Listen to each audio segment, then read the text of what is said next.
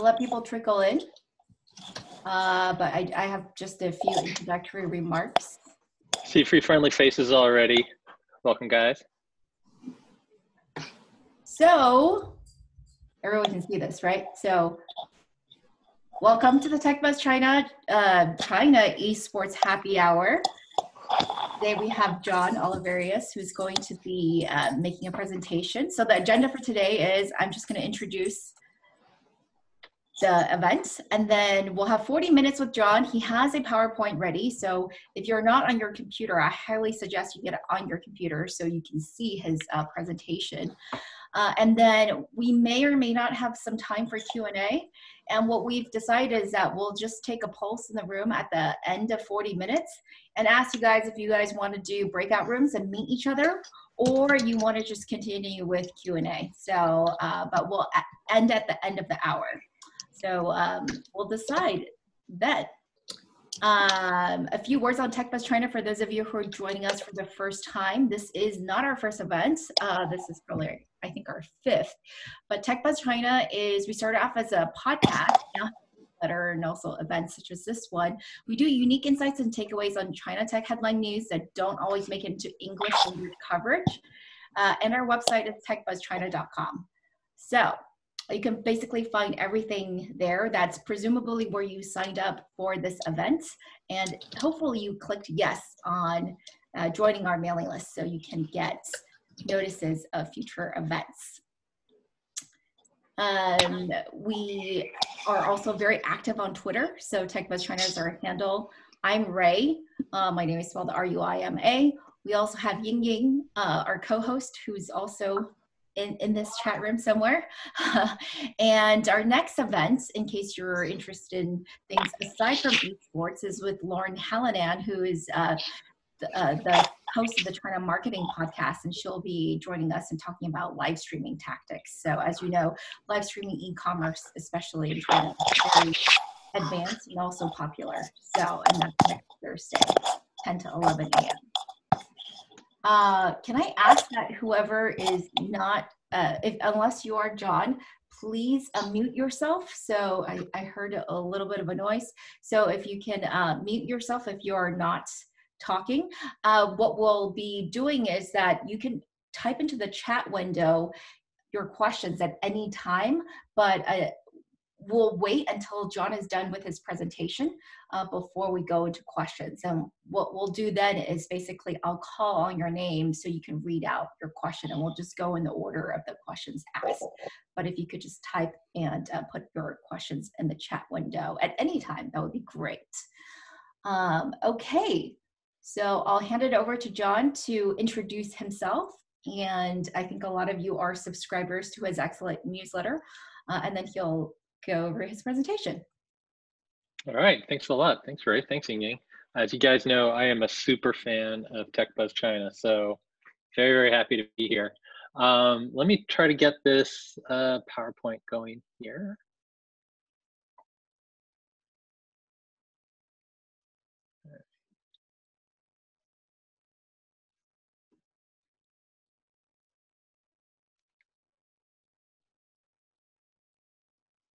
Okay, if that worked, you should be looking at a nice little beach scene.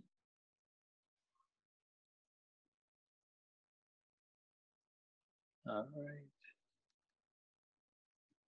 All right, have you guys got it? Yep. Yeah, we see it. Yep. All right, perfect. All right, let me flip back here to the nice scene. Okay, great. This first slide is meant to put you in the right mood for happy hour. Make sure you grab a drink, sit back, enjoy the presentation. Who is this guy? My name is John Oliverius. I'm an independent consultant coming to you from Alameda, California, near San Francisco. My professional background is in network television, where I was a transactional lawyer for 18 years. But I've always been interested in bridging cultures. And in my last job, I found that sports media is a really great way of doing that. So I also saw at the same time that esports was, becoming this global sport. So I started this business to help sports and esports cross borders, and that's how the China Esports Business News Digest was born. As suggested by the title, the newsletter is mainly a digest of news where I focus on giving you the gist and some context and source links in English and Chinese if you want to learn more about a news item. We also have interviews and essays from time to time, and since it's in English, if the only source for a news item is in Chinese, I'll usually translate the key points. If you're not already a subscriber, check out the website. It's free now, might change in the future. So moving on into our content. I wanted to start, I'm assuming that everybody here knows what esports is, and there's no way we can do kind of an esports 101, but that's okay. All you need to know for this presentation are some key concepts. First one, what is esports? Esports, for the purposes of this presentation, is competitive gaming in an organized format for a specified goal. It could be prize money, it could be a league championship. And let me take a moment and step back and compare that to game streaming, which you may be familiar with. You're probably familiar with the big names like Ninja, Pokemon, Dr. Disrespect. What they do is esports in a broad sense, but it's not really what we're talking about today. I think the best analogy is they're to esports as, say, the Harlem Globetrotters are to basketball. Definitely Harlem Globetrotters is basketball, but the main product is entertainment. At the same time, they're critical to the value chain. The core concept, though, of esports that really distinguishes it from sports is that the publisher controls the IP. The analogy that gets used a lot going back to basketball is the NBA. What if the NBA owned the rights to the ball and owned your ability to use a basketball at all? It's a rough analogy, but that's that's kind of it. And the video game industry, so the publishers have a lot of control, and it's worth noting that the video game industry is massive. Last data point I have is that the worldwide revenue for the game industry was 120 billion, and in the US it generated 35.4 billion last year. So we'll come back to that. The next point is pro versus amateur competition. When we're looking at the business and the maturation of esports, we're looking more at the professional side. However, the amateur side is very important because the industry is rooted in the community. Also, what are esports enthusiasts? You hear in sports, you hear about fans, you also hear about esports fans. I feel like esports fans is a little bit of a weird concept because esports enthusiasts encompasses a range of activity. It's sort of like saying, well, see, in esports you can get well, I'm not going to go down that road, but just because of time. But suffice to say that esports enthusiasts encompasses people who enjoy watching esports, who enjoy following a team, that don't necessarily follow a team, are maybe playing the game, maybe watching the game, and a lot of consumers of esports are actually viewers and not playing the game at all. So that's a kind of an interesting dynamic to think of, just in general. And then the last point here is about revenue sources. So in sports, there are sort of four classic revenue segments: sponsorship, media rights, merchandise, and tickets. I highlighted the ones that are most important to esports. Sponsorship is the hugest by far. Media rights is much smaller, but coming up. And that's a reflection of the maturation of the business. Streaming is sort of part of that. Streaming is revenue based on, based on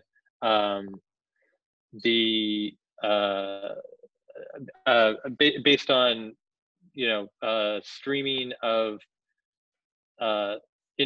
when individual streamers or individual players are playing, there's there's revenue in that stream. Oh, sorry, getting weird notifications on my iPad. Merchandising tickets are pretty negligible amount. And then finally, the last category is publisher fees and game revenue. I added that in. This last input is particular to esports, and it brings it back to the core point about publishers. Publisher fees are fees for participation. Game revenue is revenue from users related to esports, and that could be everything from buying skins to buying battle passes, which are not necessarily directly related to esports competitions. It's hard to measure, and whether an esports segment is, whether that is a segment that's more related to the game publisher side or to the esports competition side is sort of controversial. As we'll see, China consider that part of esports revenue. And it certainly is a motivating factor for publishers to participate. Okay, so on the other side of the screen, you have an unofficial esports tiers list by Roundhill Investments. And esports, the last sort of key concept is that esports is actually a title by title sport. Sort of like, basketball and baseball could be, are two different sports. So too are two different titles within esports. So Dota 2 and League of Legends are two different sports, as are Counter-Strike. This list, the rankings are meant to be controversial. It's a little bit snarky, but it's a good overall list. And I think the takeaway here is that out of thousands of games, there are really less than 20 mainstays. Why is that? Some of these games are more than 10 years old. The top 3 games on the list here are very old. Fortnite's kind of a baby. And the reason is it takes time to really sort of develop or to discover the balance and depth in a game. And that balance and the depth is what makes it a sustainable esport. So let me get, there we go. So the next slide that you should all be seeing right here is just a sort of a 10,000 foot view on the esports ecosystem from a business point of view. On the left is a simplified production flow. I kind of stole this from the Esports Observer. They had better graphics. I couldn't make them show up very well on the screen. But essentially, if you were to boil it into a sentence, it would be teams play games that are organized by leagues and tournaments, distributed by platforms to fans, with resources from publishers, obviously the main resource, brands, and investors. Great. That is a very simplified production flow, but I don't think it necessarily conveys sort of the core relationships. So what I did is I kind of came up with this layer visualization, which is how my crazy brain thinks about the whole thing. And on the right, you have, at the top, you have a creation layer. These are the main ingredients that go into making the esport. The game publishers have the IP. Operators are necessary to make a competition take place, and the clubs, the teams, the players are obviously playing the competition, or everything in that. And those 3 groups do have overlap from time to time. So you can have publishers who act as operators. If Riot is operating the league, they're both. If you have esports organizations that own multiple teams and may also be operators. And an example of a standalone third-party operator is ESL. So they sort of create the tournaments and the leagues. The sponsors, the bubble there is meant to show that the sponsors are sort of the fuel for the engine. So they're fueling they're making the tournaments and leagues work. They're making, and they basically just sponsor either tournaments and leagues or clubs and teams.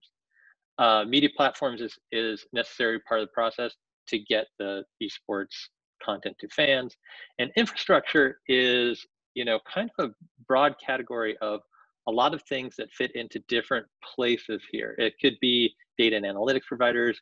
It could be communication like Discord. It could be video production services. It could be gambling integrity services like Sports Radar. And then there's another piece to this when we get to China. So we'll be coming back to this later, because one of the things that's really interesting about China is the way their ecosystem is a little bit broader. So here we are, and I just want to make sure you guys can still hear me, right? Because the way I'm doing this on here, I don't get any sort of visual feedback. Yeah, we can hear you. Looks good. Awesome. You're fine. All right, thank you. All right, thank you. Okay, esports in China. I just want to focus on 5 key differentiators. There are a lot of differences, but I'm just going to focus on 5. The first one, which is, you know, basically if you're ever talking about any business in China, scale. Scale and influence. And where I'm going to get into here is China's esports market is the largest by number of users, obviously, but also by revenue, and that's recent. China just surpassed the U.S. in revenue from esports this year.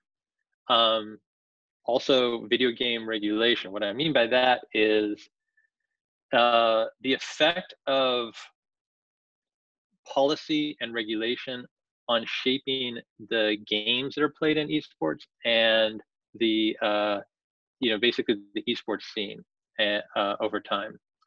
The third difference is government planning, and that's sort of another side of the government's participation, and more in the form of support.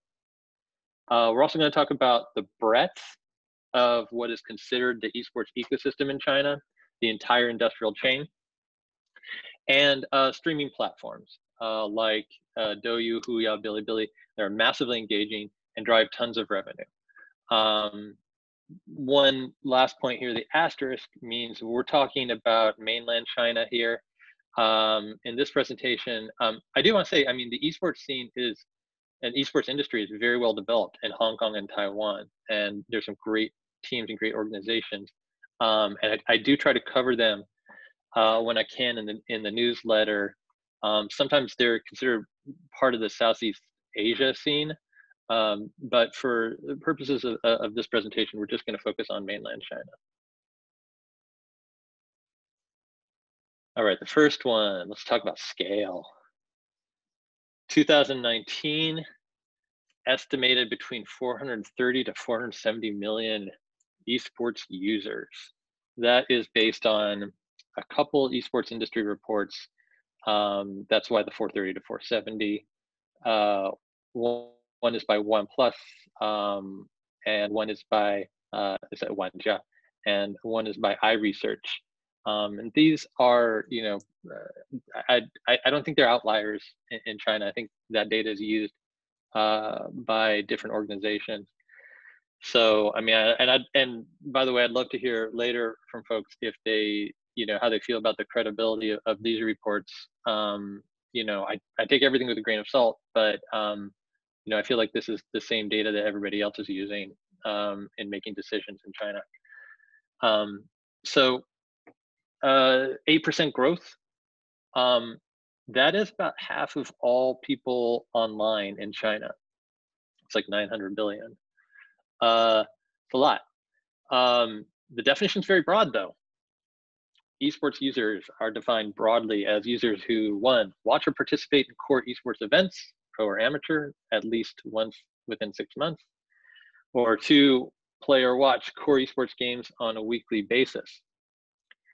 That is a broad definition, but you'll notice that it's very much centered on the games. It's very much centered on core esports games, and I think that that's, you know, kind of a connecting theme with esports in China, is that, you know, certain games like League of Legends and Honor of Kings.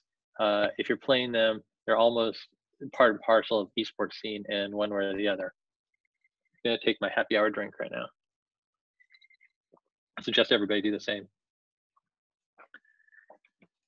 The audience, the users skew young and male, not a surprise. Very young, 39% are 1922. Female proportion is relatively relative to that smaller, but growing very rapidly. So expected to hit 36% in 2020. And you know, this is interesting. It's just data to back up. There's so much enthusiasm for, you know, among this group for esports clubs, and you know, it's for esports, but also the esports teams and esports clubs. It's just a lot of fandom for the clubs themselves. So 86.3% are following their clubs on a weekly basis. And that's a very, you know, good thing to know if you're a sponsor, if you're considering sponsorship of a club. Virtually all are mobile users. Virtually all Netherlands and China are mobile users. And let's see. And okay, so market size. So scale the market. I have a couple slides here that where I took some graphics from the iResearch report that I think really just are great at demonstrating just, you know, how sort of broad the market is conceived of in China. So this is from the iResearch 2020 esports research report, and basically it is saying that the esports market, and these are the headlines, broke the 100 billion renminbi barrier in 2020. Those are the headlines. It's kind of a lot. That's, you know, 16.45 billion US. So I translated this chart over. I hopefully translate, you know, I hopefully got the right exchange rate here. And what you'll see is that little, the three slices here are PC esports, and this is based on the quote unquote core esports games. That figure includes PC game revenue and mobile game revenue, as well as esports competition ecosystem. Okay, all right. So unpack it here. You're including all the game revenue from those games as well, and considering them part of the esports market. All right. Well, let's take that away. You still have 4 billion US to contend with. If you dig into the definition, it includes all income generated by core industrial chain links apart from events, including clubs and players, streaming platforms, and anchors. There's a pretty good argument to including all that.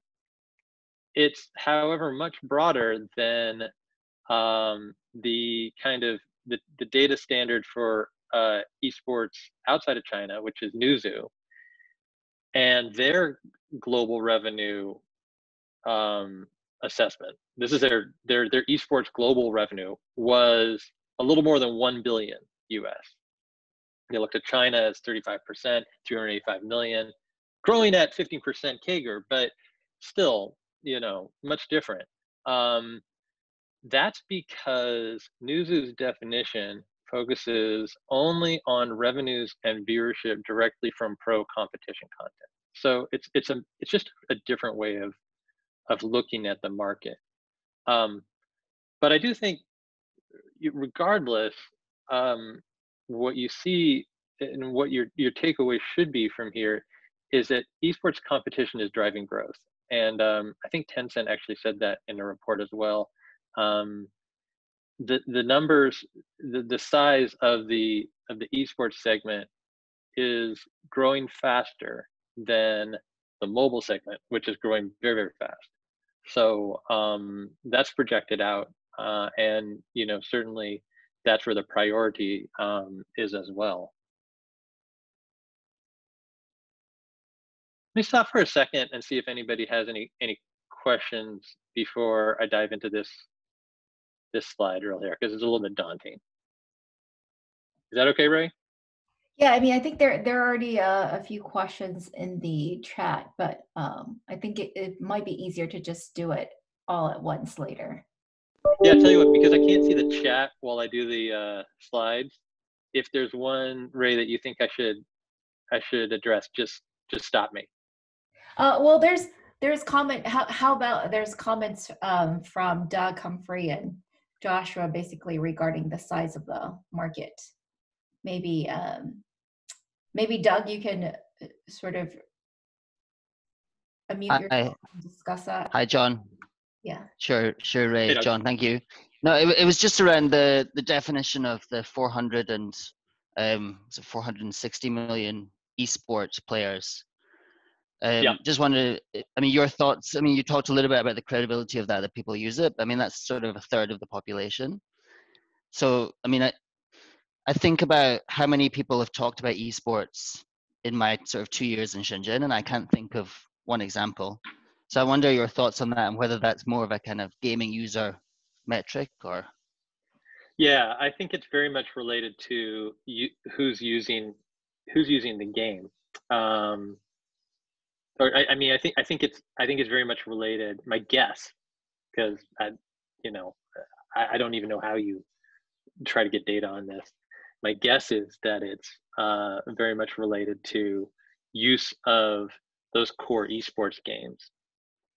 And I think, it's there is some correlation in, there's very, very high usage of League of Legends, Honor of Kings, Game for Peace. And I think there's, also when you get to when we get down to live streaming, you see, how much viewership there is of the gaming platforms and the popularity of these games. I mean, there's some correlation. I think there's some good reasons to believe that, that these things are linked, and that the esports competition is driving a lot of the use of the games and a lot of the revenue that's coming from the games. So I wonder if I can just ask a very quick related question, just around if people are looking at, and maybe one of your later slides, but if people are looking at the investment in this kind of sector, I mean, how you look at the reliability of the numbers when you were doing that? Yeah, I don't know. Not on that piece, number on number of users. I think I would maybe, I'm just off the top of my head. This is and this is probably one that maybe we'll put into the Q&A as to sort of brainstorm on a little bit. But I might look more at brand reports and sort of and consumer research reports. There's been a lot. There are a lot of surveys. Actually, this iResearch report I think is pretty good on it. There's I should have put the link in there. We'll figure out a way to get the link around. But basically, if you Google the iResearch 2020 a global esports report, it's in Chinese, but I think it's an example of, there's some pretty good sort of consumer research surveys in there. So I think I might be more inclined to go towards that kind of information. Yeah. Sure. Thank you. Yeah. Okay. Cool. Shall we, Ray? Should we go on to the ecosystem? Finish up the ecosystem chat. Yeah. Go ahead. Okay. So don't be afraid of this map. It's a little complex. I translated this over from the report. What I like about it is actually what I love about it is it lays out all this economic activity related to esports. So what you can see here is, the attempt to measure all the economic activity related to esports. The breadth of the economic activity includes everything from the publisher side to content rights, competition participants, which are teams, competition execution layer, content production layer, the regulators, very important, broadcast, output to users. I believe I translate this correctly, but I don't know why they use this word in esports derivatives. They say dianjing yansheng. I don't know why. I don't know. That doesn't really fit that well for me, but I get the point. It's sort of on the side that sponsors are adding money to everything, and the real estate and education side. So we'll get into that in a second. But let's start with some points about how mature this esports ecosystem is. First of all, the leagues are relatively stable. The LPL, which is China's professional, there are 4 major League of Legends leagues. China's is called the LPL. And the KPL, which is the Honor of Kings League, that's a mobile MOBA. MOBAs, I'm going to get in trouble if I say it's similar to League of Legends. I think Ray will come after me. She's a Dota 2 fan.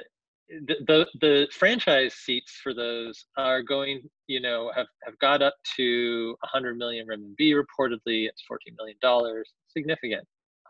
And there's also, a push towards regionalization. Just a second. Yeah, there's a push towards regionalization of the leagues. And especially in the last 2 years, the focus has been on developing home and away systems. So clubs are settling in, sort of the key esports cities, and there are sort of key esports cities. The biggest is by far is Shanghai, and then included. I don't know if there's any ranking to this, but there's Beijing, Guangzhou, Xi'an, Wuhan, Chengdu, and also Hainan is making a big play, and Chongqing, which is kind of an interesting play as well. They also they attract top tier sponsors. Nike is a big sponsor of the LPL.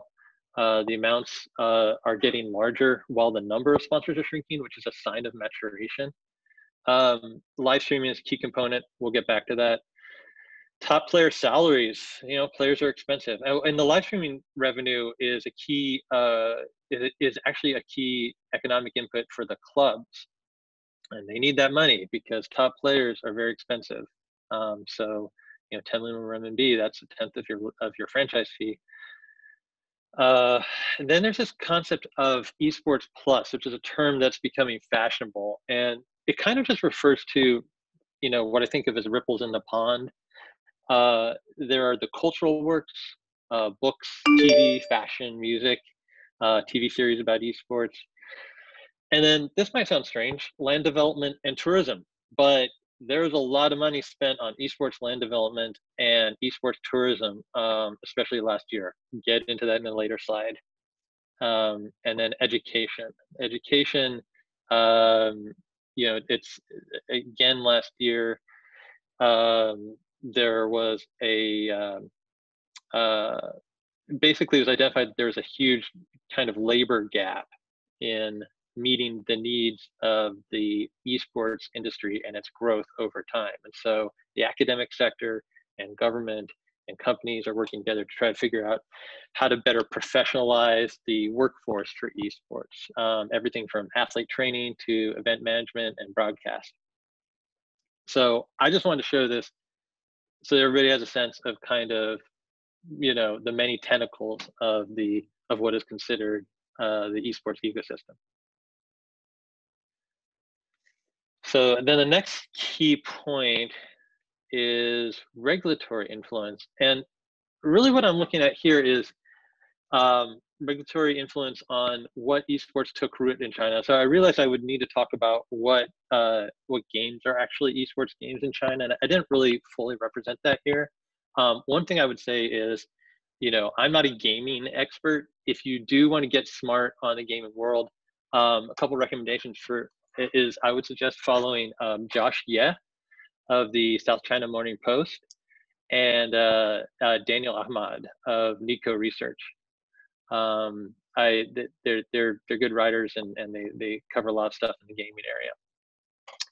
So three big things, three sort of big regulatory actions that I think influenced what titles would ultimately become sort of core esports games in China. The first one is the console ban. So from 2004 to 2013, there was this, I think 2013, there was a ban on consoles. And, it's funny because esports sort of hit in 2003, and then 2004, of course, there's this ban. But in 2013, it gets lifted. Well, nothing really changes that much as far as games, because by then the market is already PC dominant. Internet cafes are the place to play. There's a lot of that shifted to mobile. So that means that, esports did not really develop in things in games that are big, otherwise big esports games like FIFA HD, rather. That's the FIFA 19, FIFA 20 series. FIFA Online, on the other hand, is popular in China. Fighting games like Tekken and Super Smash. Also, foreign games have to have a local distributor. They have to have a local license. So those publishers, that gives publishers power. Tencent is dominant in this space. And if a publisher licenses a game but doesn't promote it, then there really isn't an esport. So one thing that I'd love to learn more about the history on this one is Steam. So Steam is a platform for accessing games, and it's available in China. It's sort of this quasi exception, I think, of it. You can. So Steam is operated by Perfect World in China, and it's an access point for games, including big esports games like Counter-Strike and Dota 2 from Valve. There's supposed to be a China stream. There actually was a China stream, a China Steam rather, sorry, that kind of secretly went into alpha. I wrote about that in the newsletter that went out yesterday. I don't know what happens when it goes online. I don't know if you can't use Steam anymore in China. I don't know if you can still use Dota 2. I mean, I don't know that Counter-Strike would necessarily get approved today if it went through. I don't know. I'm not an expert on gaming licenses, but who knows? And then content regulation. So this is a bigger and bigger one all the time. Now it takes a long time to get approved. There is a process. There was a huge freeze, which we'll get to, but it takes a long time to get approved. The game might require a lot of edits. Abacus, I think this was Josh Ye's piece, had this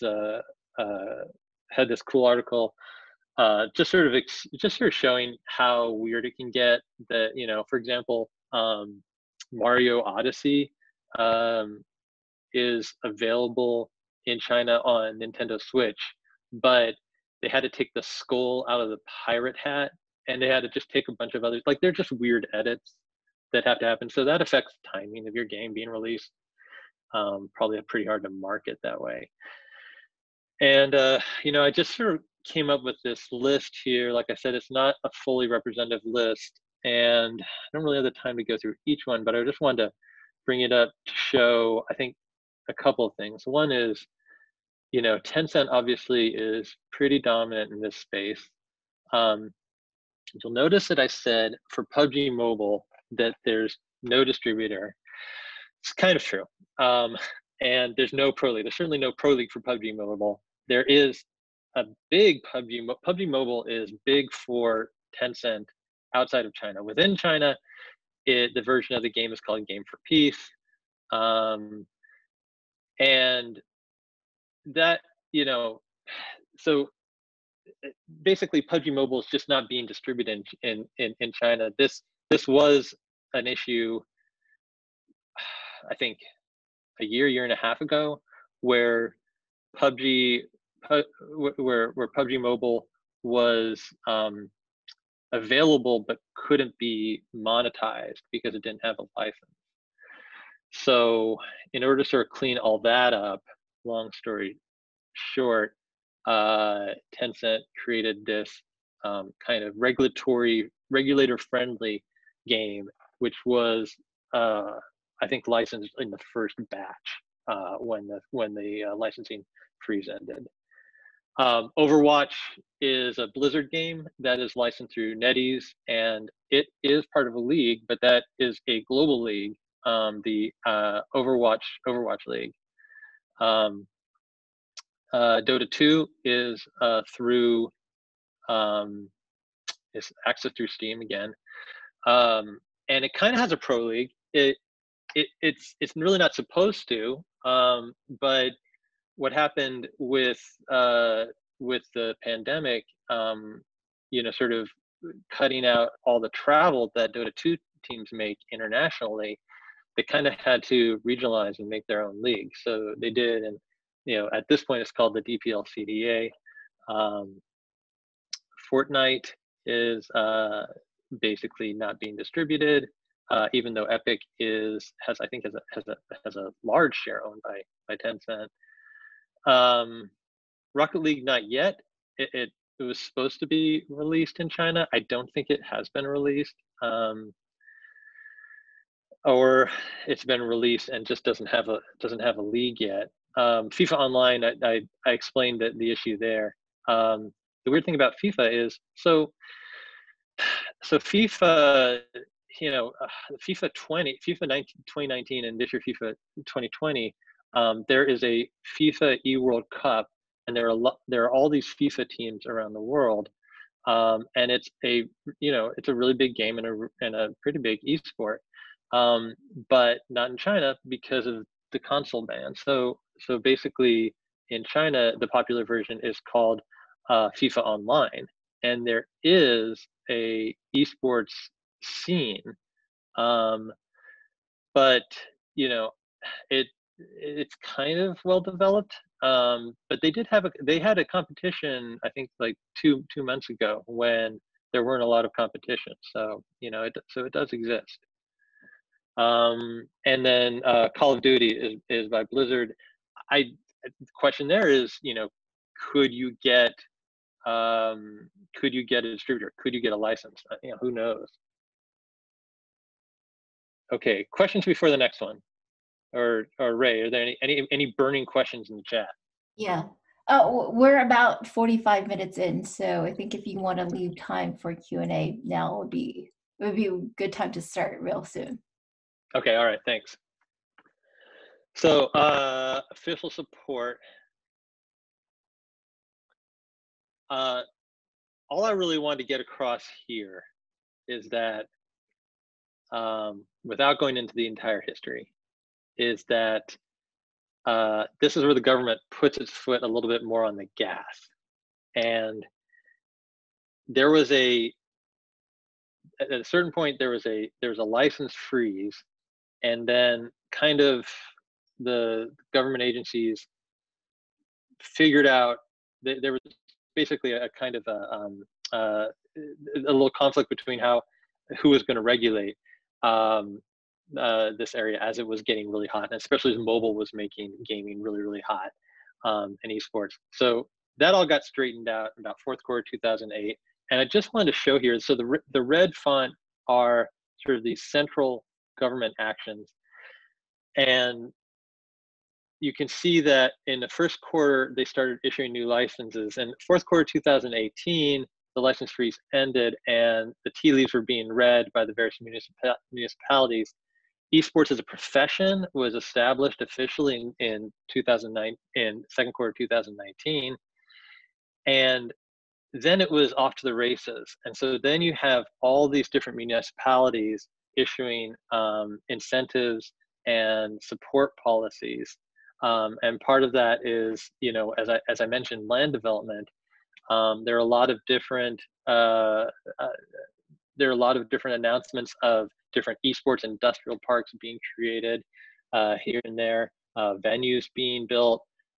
So everyone's really off to the races. And, you know, they're in ahead of the shutdown in 2020, you know, I think it was still game on, although the kind of the various propaganda branches started to weigh in to, you know, say things like, well, this is great, but we want to make sure everybody's fulfilling their social responsibilities within existing political doctrine, et cetera, et cetera. So I just wanted to kind of give that as background before I get into 2020. So, and just real quick here, streaming and media. Streaming is really big in China. The game center on the game-centric platforms. It's getting to the point that I just picked out the three kind of biggest ones: Douyu, Huya, and Bilibili. Bilibili is kind of a newcomer in this area, and but they, you know, they've really spiked on the back of a lot of esports consumption. And, you know, this trajectory where you see Douyu and Huya sort of cooling down a little bit in terms of users, at the same time, their profitability is going up. So they're being more efficient and they're making more money. So basically it's all good for these distributors.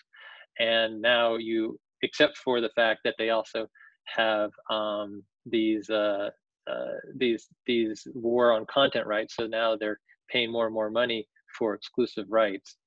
I also have a couple bullet points in here just to show, you know, how big, how important esports teams and players are to driving viewership. It's not just the competitions; it's also all the things that the players are, you know, all the content outside of competitions, and just streaming by the players is very important, very popular. And just by reference, you know, the total MAUs for each of these companies exceeds Twitch's global audience, which I think is in the 140 million range or something like that. So 2019 to 2020.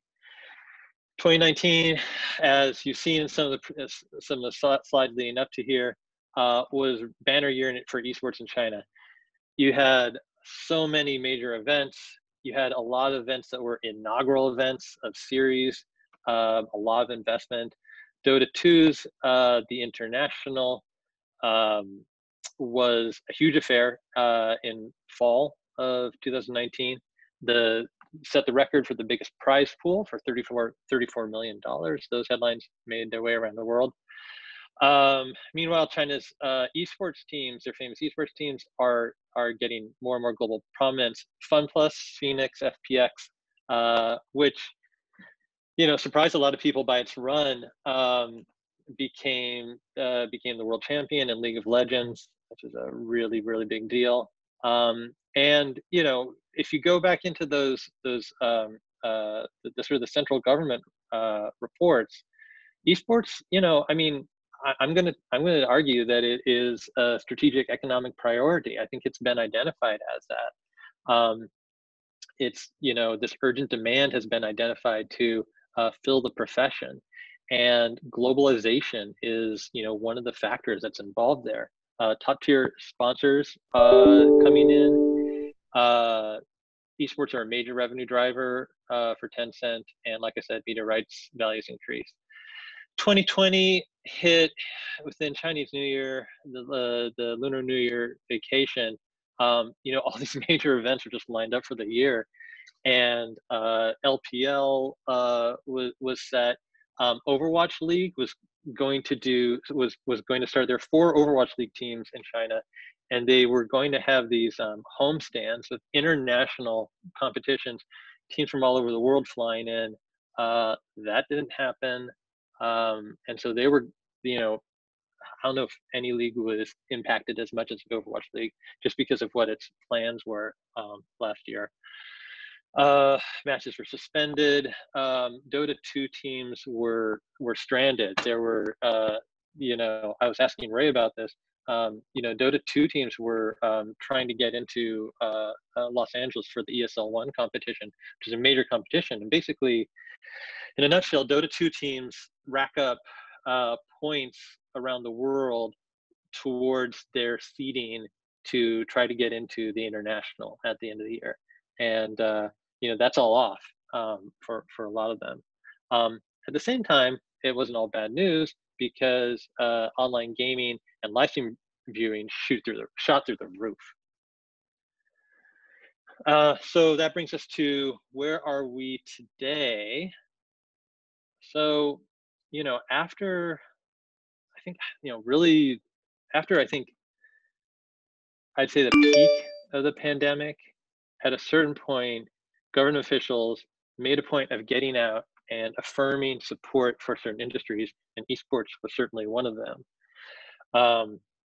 Shanghai said, we're committed, the Shanghai municipal government is committed to go ahead with League of Legends, which is the, crown jewel for the year. It's going to be at the end of the year. Nobody has an exact date on it yet, I believe. I mean, that could change by the day, but still I haven't seen anything. It'll be in Pudong, I believe. And it's, leading up to that, China Joy, the big gaming conference, is also going to be on with some restrictions, but it's coming back. One of the first things to happen, which was really cool, is that some of the leagues went back into competition. Nobody was doing anything, and it was esports that kind of led the way around the world, but also in China, being the first to go globally and start doing competitions online. And that requires a lot of innovative production work that was done all around the world in different places overnight. I've included a couple. You should see a GIF over here. These are from Shanghai MediaTek. Shanghai MediaTek worked with VSPN on this Crossfire final, and they did some great work creating virtual studios so that a lot of people don't have to be working in the same space at the same time. So, the goal there in coming back was to retain the sponsorship and media value, but also at the same time, they ended up growing viewership. And like I mentioned, China's Dota 2 team had to regionalize. They have had plenty of competition. They have had plenty to do. And even traditional sports has kind of gotten into it by using gaming to bring in new fans. And one of the interesting things that happened was, this was more of just like an international esport thing, but the Shanghai F1, Formula One sort of switched into virtual Formula One, I'm sure a lot of you know. And there was a virtual Grand Prix that replaced the actual Grand Prix that was supposed to happen in Shanghai on the same date. And just, I don't know if you know, but the CSL and the CBA, they each have their own esports league, so they've utilized those as well. And just recently, the KPL, it's the On Earth Kings League, announced that it was going to go back online or back offline in the summer. So going offline means that you are competing physically in the same space over a LAN connection, but they'll be doing it without an audience. Those are just a lot easier to run and to manage and officiate than online. So it's a big step. And I'll answer anything else in Q&A, but that's about it that's about it. If you want to contact me, please do. Please subscribe. I have my WeChat up here, and I have my China Esports Biz Twitter up here. I'd love to hear from you. And Ray, did I leave us any time at all for questions? We have about 5 minutes left for questions. There's a couple questions in the chat that I think are actually really good. Maybe I'm gonna close this down. Stop screen share so that we can see your face. But the first question was from Calvin. Calvin, if you're still here and you can unmute yourself and ask your question. This is from earlier in the presentation, but I think it's a good question. Oh, I have 38 questions. Wow. Oh, I can ask it. So basically, Calvin was asking what is the revenue split between the sources? This is earlier in the presentation when you had the multiple sources of revenue, and do you have any data? I know that data is not easy to come by. This is sources for which piece? For the market in the beginning. So which part of the industry is generating the most revenue, or is there not really any great way to assess that? Yeah, I mean, there's not a great way to assess that. I think certain pieces of it can be known, right? So the fact that you and Huya and Bilibili are listed companies means that they're reporting, and so they'll put in their financial report, what their revenue is. So you can see a big chunk of revenue just right there. But it's really hard to tell. I imagine there's some research groups that try to figure this out. I don't have those numbers, but the question to me is, what amount are the publishers making, and how much of it is coming from in-game rare, how much of it is coming from publisher fees, that sort of split. And then you have the clubs as well. And so one of the things that's a little bit different is how reliant those clubs are on streaming revenue, which I think is a difference between China and Western clubs, where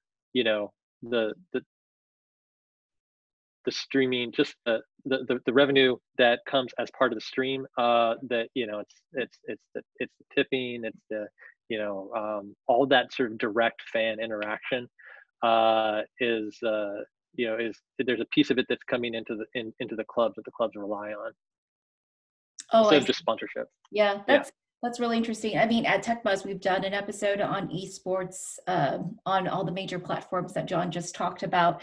We do list their revenues. They are primarily making money off of live streaming. You can see some of them I believe disclose the splits, but you can also see just the magnitude of the long-term contracts that some of them have given to the top streamers, and we're talking about tens of millions of dollars. So I think you can derive from that they're making a lot of money to be able to pay out those contracts. Well, and and you see like some of the top players like Jackie Love, he switched over. I think it was, hopefully I haven't got that switch over.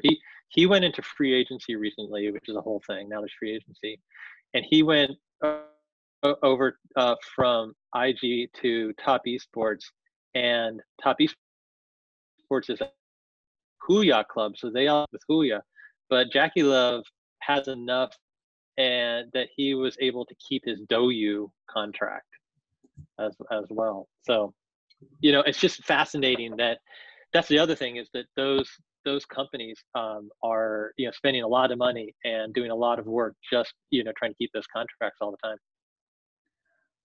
All right. Next question is from Jai. I hope I'm pronouncing your name correctly. And it's he was just asking, or she, I'm not sure, how do the streaming platforms differentiate amongst each other, and which platform is doing the best? I mean, I know financially which one's doing the best, but I don't know if you have any of your own opinions or other metrics by which you are measuring this. No, I tend to follow TechBuzz for that information. Yeah. It's financially Huya is more profitable, or is the most profitable. And you can look at their latest results. Well, the interesting, and you've tipped this before. I'm watching ByteDance to see what they do in this space next. That's going to be very interesting. Right. Yeah. And like you said, Bilibili has gotten more heavily into gaming because it has such a huge overlap with just their core audience of young people. And they've spent money to get tournament rights, so we'll see. But right now, at least live streaming, tipping, gaming is not a large part of their business. So there's still primarily I believe the in-game purchases from. Well, they were the one next to Huya and DouYu this last quarter that were not profitable. But it's their loss is shrinking, and they really blew everybody away. I mean, they're sort of considered, I think, closer to, in terms of their subs, to Tencent Video, or it's amazing how fast they blew past Huya and Douyu. Got it. Sorry, I'm looking through the questions. There was a lot of chat, intervening chat in the middle. I understand people might have to go, so if you do have to go, sorry we ran a little over, but for those of you who can stay, feel free to ask more questions. So K-Jack, if you're still here, please unmute yourself and ask your question. Otherwise, I could ask it for you. Yeah, I'm staying till the bar's closed. Well, K-Jack's question was, what's one company that you think, and then I asked you this as well, what's one company you think that is undercovered or underappreciated, maybe another name besides what's been mentioned? Joseph said, I don't know this company, Zhanqi. But are there other companies besides what's been mentioned so far in this hour that people should keep an eye out on? Yeah, like I say, I don't have the best answer for that, because the nature of my research is not really investment research. It's more just trying to kind of figure out the trends. And boy, I mean, it's Tencent is so big and is in so many places. So, I mean, I guess the question is, you look at it differently if you're looking at, well, where's the place that I should be thinking about investing, or where's the place that I should be thinking about kind of where the trends are. I mean, Tencent's everywhere where the trends are. So, I mean, I think just by following Tencent, you can pretty much follow the market of esports in China. Follow things like TJ Sport, which is a joint venture of Tencent and Riot, and they built out, this beautiful, I mean, this technical marvel of broadcasting in Shanghai. Just all the technology is pretty fascinating, and I do think, well, there's a lot of, I don't know if it's lip service or not. 5G has to be, like, I think it's required to be in every sentence, but I really do think that cloud computing and cloud broadcast is going to have a bigger and bigger impact on this space, if that helps. But and frankly, a lot of the where I end up seeing a lot of stuff that makes me go wow is actually from my friends who work at the tech side of Shanghai Media Group, which is Shanghai Media Tech. And it's just, first of all, shout out to them because they're awesome, but also, they just are always creating something new for this space, creating, the virtual studio. So hopefully that helps a little bit. No, I stand corrected. Alex just wrote in the chat that Douyu actually surpassed Huya in terms of margins this past quarter. So yeah, which I did not keep an eye that close of an eye on the space. I did not know, but previously they were much farther behind, and that was a concern for many investors. So Kane has actually two questions. So I don't know if it looks like you're still here, Kane. Maybe you can unmute yourself and ask the questions. Sure. Can you hear me? Yeah. Yeah. Hey. Hey, Ray. Thank you, John. So my question is more about like the impact. What's your observation of the impact of COVID-19? Because I also saw like the esports, because they're gonna suffer the loss because the offline tournament may be canceled or postponed. So that would be a huge loss for the ticket selling. And also I see like the traditional sports like NBA or the soccer team, they invite the famous player to play online to create some like a 12 minutes esports, and they put on the website or Twitter. So what's your observation like this kind of like in the context of like those things happen? for COVID-19? Yeah, for esports. Oh, those are great questions. Yeah, so about ticketing. As I mentioned, ticketing is actually a very small segment of revenue for esports, but it's really important to the esports scene to be able to it's great to be able to pack an event like the International or Worlds. I don't know how Worlds, and just for everybody, Worlds, it refers to the League of Legends World Championship, which is going to be in Shanghai, which, the plan was to have this not just be in Shanghai, but in multiple cities. I mean, it's Riot was already planning on making it outstrip anything they'd ever done before. And if you've been watching, that's a big ask. So, it's very ambitious, but how is that going to work? I'm not sure. I mean, to some extent, it's just going to be pretty amazing to be able to do something. And I'm sure, that the organizers are looking at this, especially the way, Shanghai has sort of been able to weather the storm really well, as an opportunity to, really to show off. So we'll see. But in terms of, revenue, something like the International is not even is canceled this year. Like Dota 2 was severely affected in the sense that all these competitions that were international now became regional, and then the International for this year was canceled, but they released the Battle Pass. Is it called the Battle Pass, Ray? Is it called the Battle Pass, or is it called Yeah, the Battle Pass. You're talking about Dota 2? Okay. Yeah. I just watched. Sometimes it's like I wasn't sure if I was thinking of it as generically a Battle Pass or actually a Battle Pass. But they released the Battle Pass, and it already I want to say like $9 million, but it already just brought in a ton of money. So people are very sort of passionate about that esport. So I think online competition. I mean, I think esports is kind of the only sport right now. And I really do think that it was trending towards, becoming, more popular globally. This has accelerated the trend. Once sports comes back into the picture, I don't see esports then just sort of receding into the scenery at all.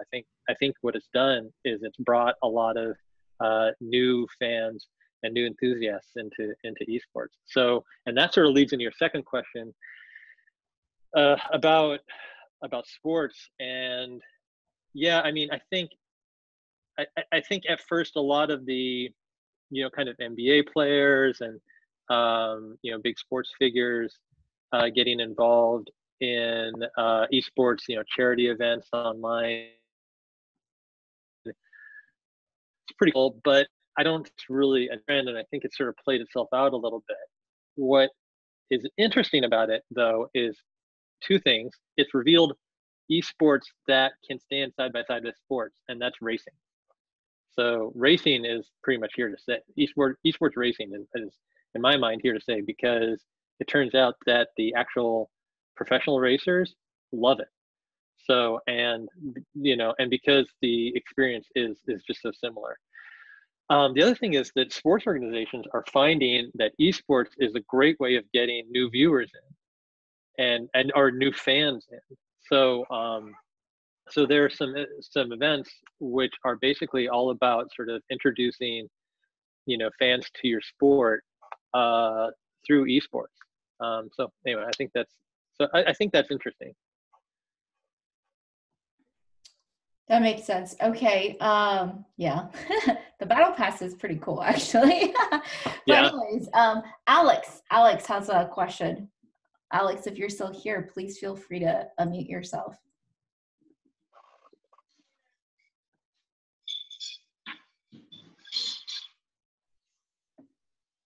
Oh, Alex says no mic at the moment. Sorry. So Alex basically was just asking if, because Tencent exercised their option to acquire all of Huya, or the majority, and then how do you think it'll affect competition in the game live streaming space going forward?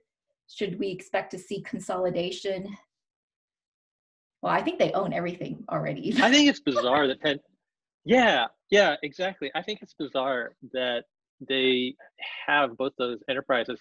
I mean, last year there was a rumor. Oh yeah, and actually, if there's one of the sources that I like that I'll give a shout out to is Lanxiong TU, like Lazy Bear Sports, I guess, but LANXIONG Sports. It's in Chinese, but I find that they have some pretty good columns here and there. And sometimes stuff gets reported as rumors, and one of these rumors was that there was a committee looking at sort of integrating those. I mean, it's not just Huya and Douyu; it's also Penguin Esports. So those are all big game-centric platforms that are now majority owned by Tencent. And why is it sort of keeping them apart? I don't know. I think maybe it's just different channels. I really don't know. Maybe there's a marketing reason to have it. But Tencent did make some moves, some board moves recently to try to sort of increase cooperation and alignment between Huya and Tencent. It's very vague right now what that means.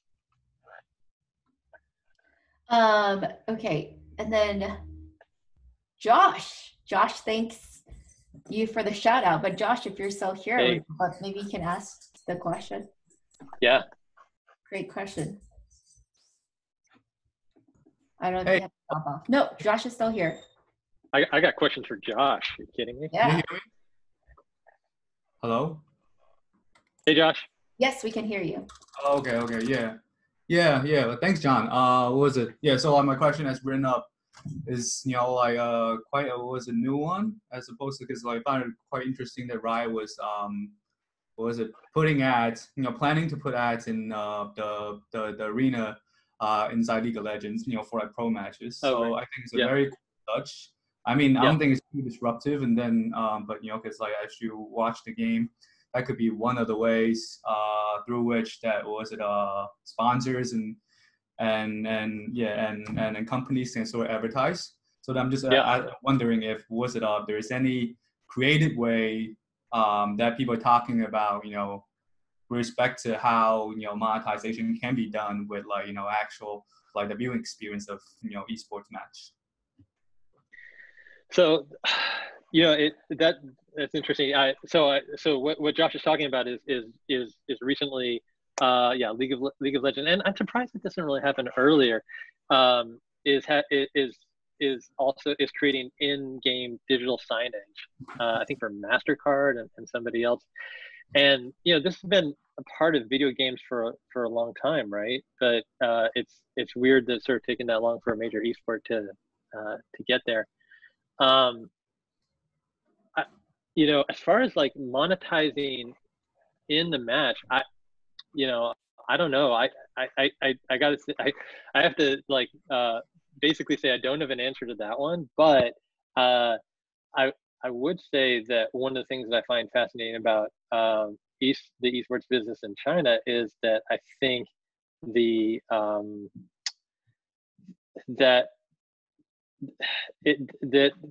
I think the monetization just of streaming is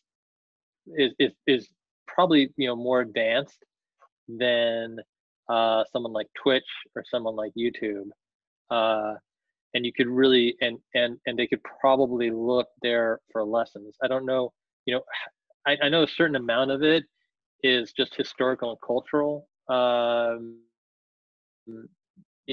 so but I think there's so much kind of additional content around the clubs. So I guess what I'm trying to say is there's a lot of sort of Twitch streaming that really has nothing to do with professional esports players, right? Or they're not, it's not, basically you're watching the team from TSM all the time just do stuff.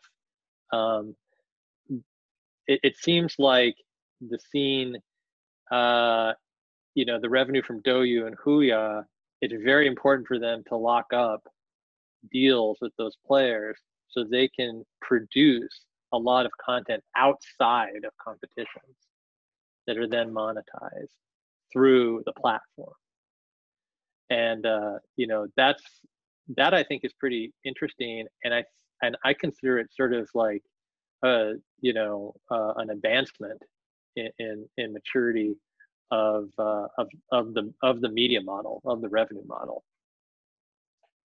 And I know I'm not going to ask if I answered your question, because I know I didn't answer your question. But. Oh, thank you. I mean, yeah, it's cool. I think it was an ongoing, was an evolving story. So like, you know, just exciting to see that, you know, this is actually being implemented, and it's kind of like, you know, watching was NBA matches, and then you get like, you know, courtside ads and all that, right? And then, you know, that's yeah, yeah. There should be more of it for sure. Analysis and, you know, such going forward. Yeah. Josh, you are one of the people that John had mentioned people should follow. So I will put your Twitter into the group, into the chat. Thank you very much. Thank you. Thank you, Ray. Thanks. Yeah, no, thank you. Awesome. Okay. We're pretty much out of time. I don't know if people have any last minute like Q&A, or I know John has a little bit more time, but you know, if not, really enjoyed having you guys for this session. Too bad we ran out of time for you guys to meet each other, but it sounds like there were a lot of esports lovers in here. I personally am not really an esports fan. I just have to watch esports because my husband watches a ton of esports every day. That's why I know all about Dota 2. But yeah, other than that, I used to play games a lot. That's how you become a fan. Yes, I've become a fan. It cannot be helped. So well, I just got kicked out of my auto chess open. So, you know, unfortunately I couldn't go. Unfortunately, I couldn't go the distance against the really good guys. Right. John is saying he plays auto chess with your daughter, right? Yeah. I mean, auto chess is really fascinating. I'm gonna say one more thing, just for the group. That auto chess is, you know, this genre that, you know, got created in China, and one of the research reports I read talked about, you know, how great it is that this new IP had come out, and it is new IP that is increasing the value of esports and bringing more attention into it.